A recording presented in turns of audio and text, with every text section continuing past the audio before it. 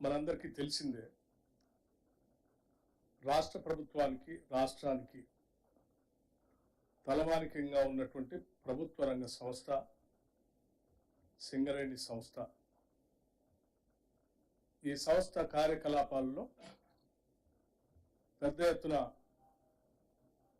కార్మికుల శ్రమశక్తి వలన ప్రొడక్షన్ పెంచుతూ తద్వారా రాష్ట్ర ప్రభుత్వానికి సంబంధించినటువంటి విద్యుత్ శక్తి ప్రాజెక్టులకే కాకుండా ఇతర సంస్థలకి, పరిశ్రమలకి, ఇతర రాష్ట్రాలకు కూడా బొగ్గును ఎగుమతి చేస్తూ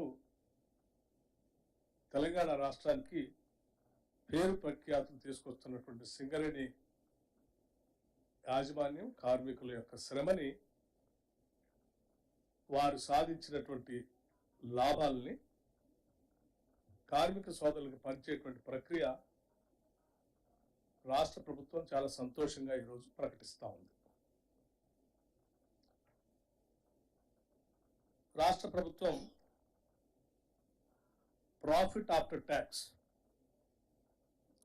2023-24 సంబంధించి 4,701 కోటి రూపాయలుగా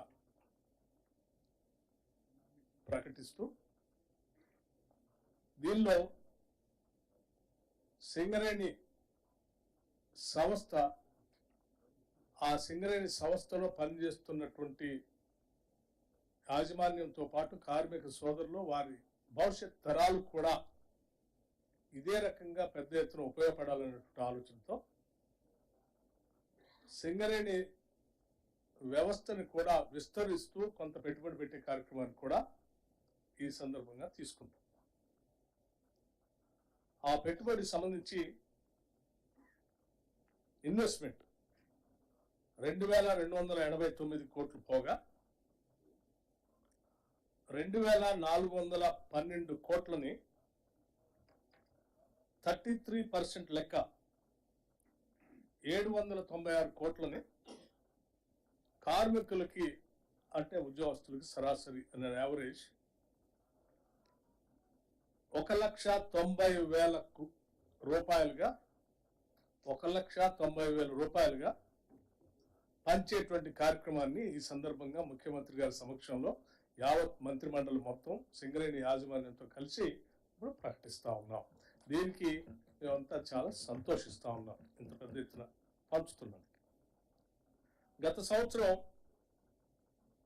కార్మికులకి 1,80,000 పంచితే ఈ సంవత్సరం అదనంగా 1,70,000 పంచితే ఈ సంవత్సరం అదనంగా ఇంకొక 20,000 కలిపి 1,90,000 పంచుతా ఉన్నాం.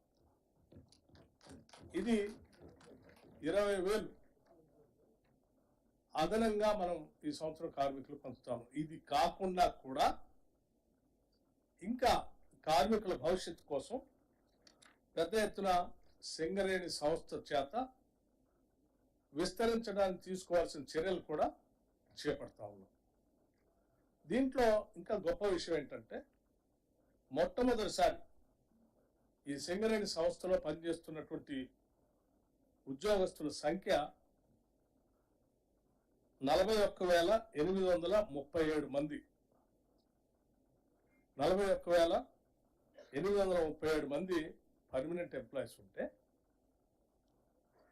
కాంట్రాక్ట్ వర్కర్స్గా 25,000 మంది కూడా పనిచేస్తూ ఉన్నారు. ఇందులో ఇప్పటివరకు సింగరేణి చరిత్రలో ఎప్పుడు లాభాలు పంచినా కూడా ఈ రెగ్యులర్ ఎంప్లాయీస్కి తప్ప కాంట్రాక్ట్ ఎంప్లాయీస్కి పంచే విధానం లేదు. ఇప్పటివరకు మొట్టమొదటిసారి సింగరేణి